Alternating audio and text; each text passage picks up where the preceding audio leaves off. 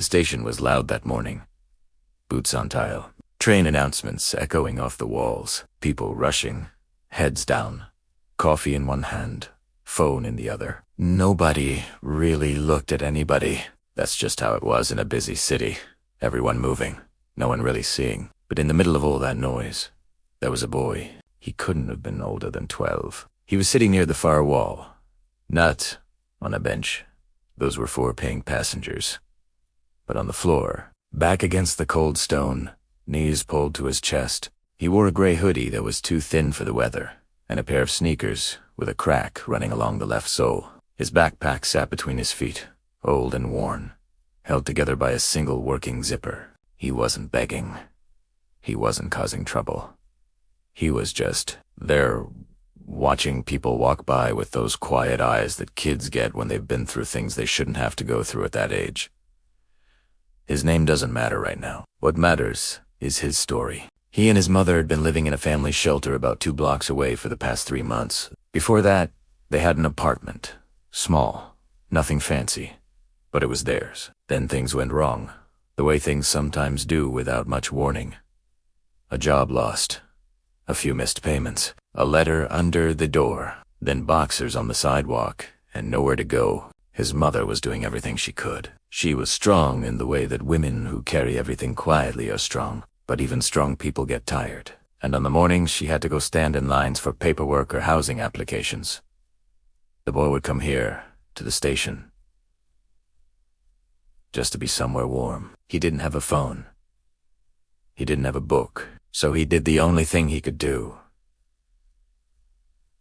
He watched, and one of the things he watched every single day was the piano. It sat in the far corner of the main hall, a little away from the rush of people. It was an old upright piano, dark wood, slightly scuffed at the edges. A small card was taped to the side that read, "Play me, I'm yours."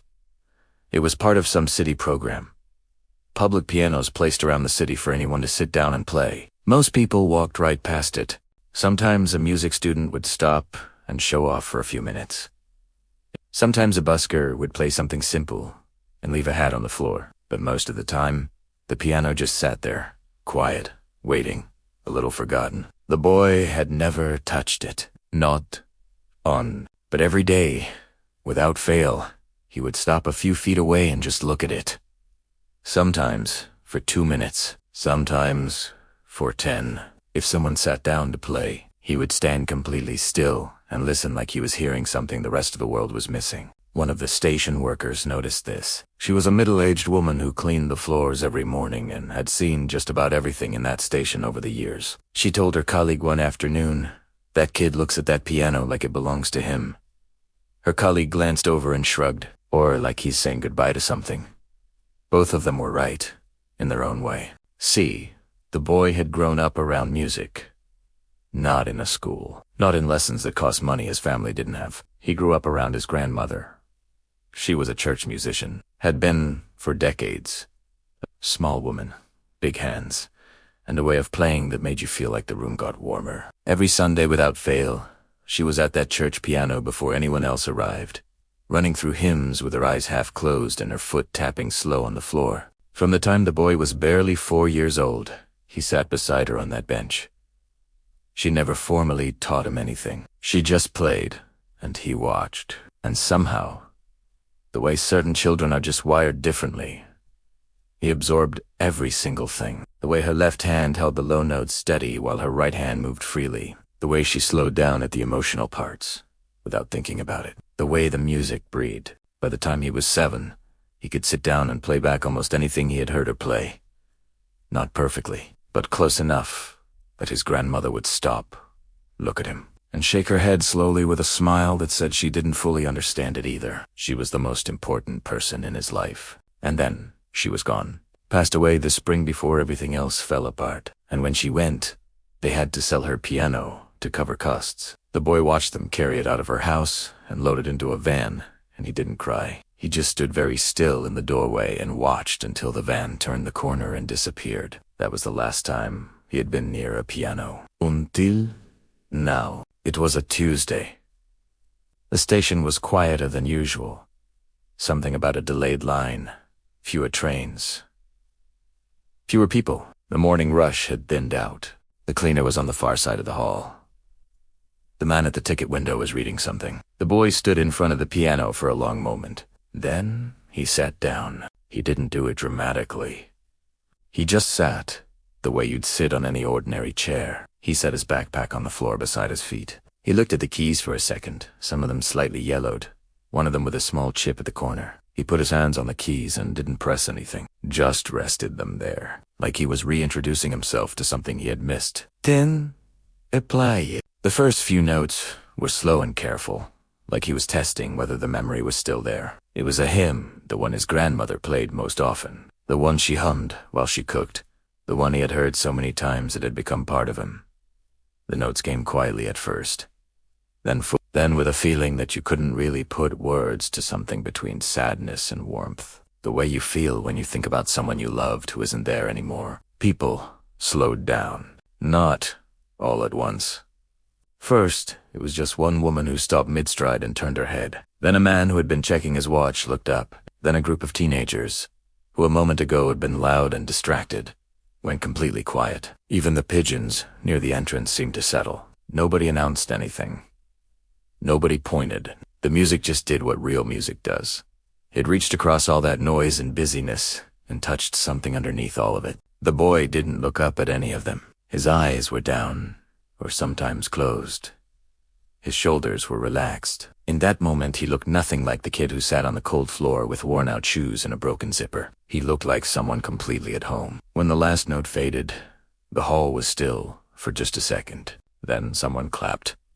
Then a few more. The woman in the business coat pressed her hand to her chest. An older man near the bench nodded slowly, the way old people nod when something confirms what they already believed about the world. The boy stood up fast, almost startled by the sound of people, grabbed his bag, and slipped away into the moving crowd before anyone could reach him. Like he hadn't meant to be seen at all. But across the hall, near the side corridor, a security guard had watched the whole thing. He stood with his radio in one hand, completely still. He had walked over with every intention of moving the boy along. He hadn't said a word. He stood there for a moment after the boy disappeared, looking at the empty piano bench. Then he looked at the piano. Then he pulled out his phone, not his radio, his personal phone, and made a call. He didn't quite know what he was going to say. He just knew that what he had seen wasn't something you walk away from and forget. The security guard's name was Dale, 43 years old. Worked the morning shift at that station for nearly 9 years. He had seen a lot of things in that building. Arguments, accidents, lost children, reunited with parents, people having the worst days of their lives. He thought nothing could surprise him anymore. It was wrong. That evening, after his shift ended, he sat in his car in the parking lot and watched the video 3 times. A teenager had recorded it on her phone, and he had asked her to send it to him before she boarded her train. 61 seconds of a boy playing a piano in a busy station while the world slowly stopped around him. Dale wasn't a music person. He couldn't tell you what key the song was in, or what technique the boy was using. All he knew was that, when he watched it, something tightened in his chest in the way it does when something is real. Truly real, and you know you're in the presence of it. He thought about his own son. Same age, same build, almost. Came home every day to a warm house, a full fridge, a keyboard in his bedroom that he barely touched.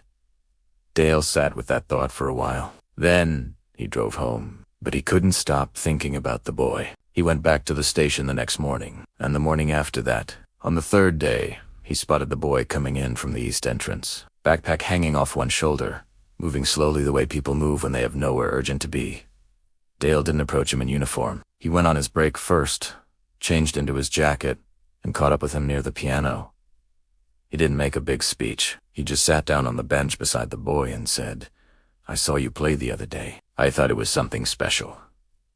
The boy looked at him sideways. Cautious. Kids who've been through hard times learn to be cautious. They've heard nice words before. That didn't lead anywhere good. "I'm not here to cause you any trouble," Dale said. "I just want to ask you something. Where did you learn to play like that?" The boy was quiet for a moment. Then he said, "My grandma." That was all. 2 words. 2 words. But the way he said them, soft, careful, like he was handling something breakable. Told Dale everything he needed to know about what that answer meant. They sat there for a little while. Dale didn't push. Hust talked about the station, about his years working there, about small things, and slowly, the way it sometimes happens with quiet people when they feel safe, the boy started to talk a little about his grandmother, a little about the church, a little about the piano that got sold. He didn't mention the shelter directly. He didn't have to. Before Dale left, he asked one question.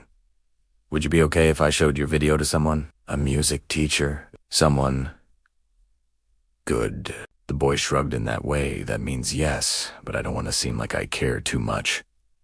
Dale took that as a yes. The music teacher ran a small program out of a rented studio above a laundromat on the east side of the city. She had started it years ago with her own savings because she believed, as a simple fact, that talent doesn't check your address before it shows up in a child. She called it Open Keys. It offered free lessons to kids who couldn't afford them. She had seen a lot of students come through, some talented, some not, some who worked hard enough that talent didn't matter. But when Dale showed her the 61-second video on his phone, she went very still. She watched it once, then she asked him to play it again. Then she put the phone down and said, "Bring him in. Not for an audition, just bring him in." Getting the boy to come was the harder part. His mother was the one who finally convinced him. She was a quiet woman who had been carrying a heavy load for a long time without letting it show too much on her face. When Dale came to the shelter on his day off, in plain clothes, with no agenda except to help, she listened to everything he said carefully. Then she looked at her son and said simply, "Go once. Just once. You don't have to go back if you don't want to." He trusted his mother. So, he went. The studio was small. A worn sofa near the door, posters of musicians on the walls, and in the center of the room, a proper upright piano. Well kept, dark brown. Keys that were clean and even. The teacher didn't sit him down and give him a test. She didn't ask him to read anything or prove anything. So Hust, side play me something, you know. He played the hymn, the one from the station. The one his grandmother loved. When he finished, she nodded slowly. Tense aside. Play me something you heard recently.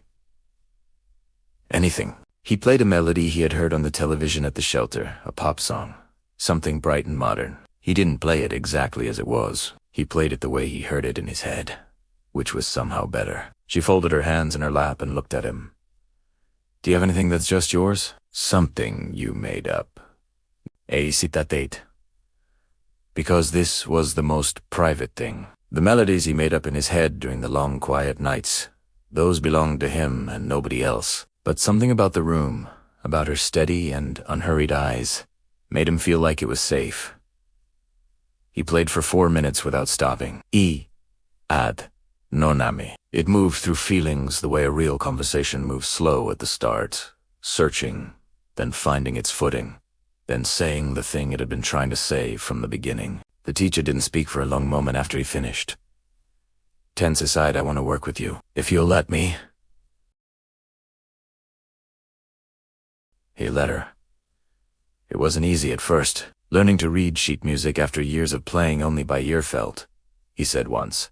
Like being asked to describe colors you've only ever felt. But the teacher was patient.